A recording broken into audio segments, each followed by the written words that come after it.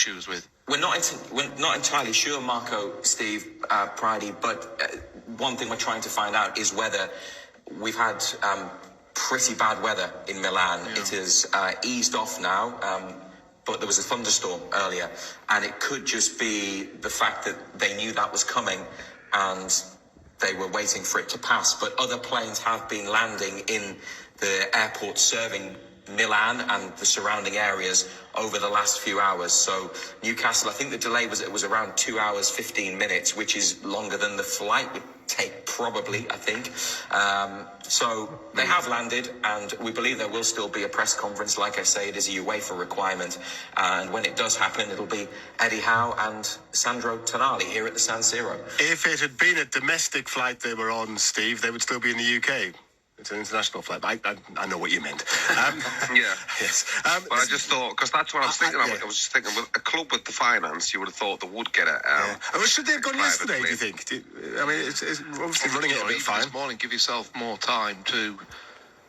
It is, for players, it's hard because, they don't want to disrupt the players' routines and things, but when you're travelling abroad, you've got to allow time, haven't you? Because we're all subject. It could have been a technical fault, could have been anything, but that hasn't left them much time to spare, has it? If they hadn't have got there tonight for one reason or another, whether it was weather, flying there on the morning of the game as an alternative, you would think they would want to get there as soon as they can. Eddie Howe's probably standing there at the back of the queue at passport control right now, thinking, "Yeah, I wish we had." It happened to me. I think that. Yeah. Sorry, Mark. I was just going to say. I think they'll probably. Yeah. Go on. Go on. You go, Razor. Sorry. Well, I was just going to say, I think they'll probably be greeted by private vehicles on the tarmac at the airport to take them straight to the stadium. Another thing as well, regarding the schedule, just expanding on points that you've just made, both of you, is that the kickoff time tomorrow is 5:45 UK time, 6:45 Italian time.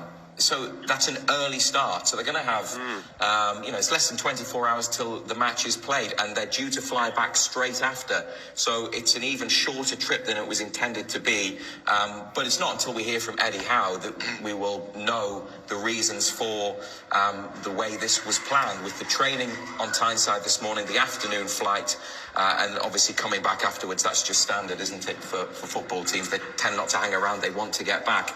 But yeah, maybe they could have travelled yesterday. Maybe they could and should have travelled this morning. He will explain that. But it's not his fault, the players' fault, not necessarily the club's fault that they had the delay in getting here of more than 2 hours. Okay, Razor, we will let you go. I know you're going to off to mingle with some Newcastle fans as well later on this evening, and have a chat to some of them and send some interviews back, hopefully, with them as well.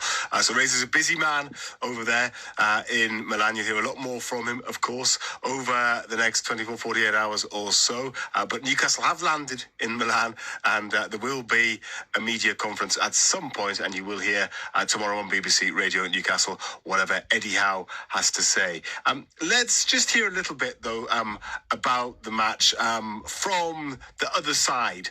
So Razor has been talking to the Italian football journalist Gianluca Di Marzio today, and this is what he had to say. Gianluca, Sandro Tonali will return to